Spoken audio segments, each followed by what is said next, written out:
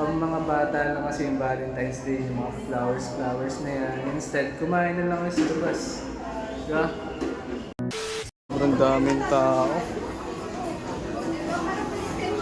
Ito, porque hindi binigyan ng bulaklak eh. Nagalit ah. Hindi mo, di pa namamansin.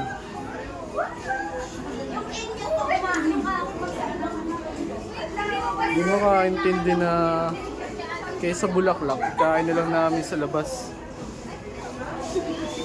4 to 5 kilos na bigas din yun, 300 pesos. Okay na yun, kain lang tayo sa Magno. So yun guys, order muna ako. Sadly, walang chicken ngayon.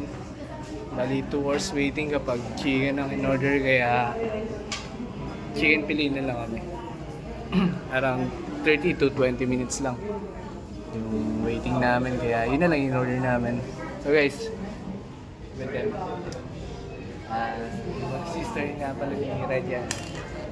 So yun guys, update ko kayo later kung anong oras dumating yung order namin. So ngayon, waiting muna kami. Say hi to my vlog. And guys, bali wala tayong binigay na flowers sa kanya kasi instead na flowers, di dapat 5 kilos na lang na rice. Medyo masama yung loob niya sa akin kasi kanina nagagalit siya kasi wala nga namang flowers. Be practical guys, di ba? Change your mindset. Pang mga bata lang kasi yung Valentine's Day, yung mga flowers na yan. Instead, kumain na lang kayo sa labas. Di ba? So guys, medyo masama yung loob niya sa akin kasi akala niya talaga wala akong flowers na binigay sa kanya. I mean, ibibigay sa kanya. Bale, pinaprank lang natin siya guys. So yun, bigyan na natin yung flowers para kahit pa paano ma-receive niya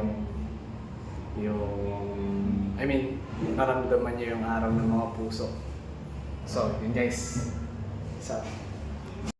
So yun guys, dito na yung pagkain namin. Pambihira kung di ko pa pinuntahan, di pa kami makakain guys. Guys, yan. Wala kasing chicken, kaya chicken filet lang in order namin. So, yun guys, siyempre before we eat, so guys, siyempre, of course, meron siyang flowers, hindi pwedeng wala.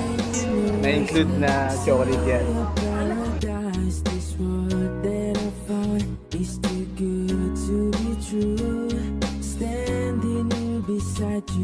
Want so much to give you this love in my heart.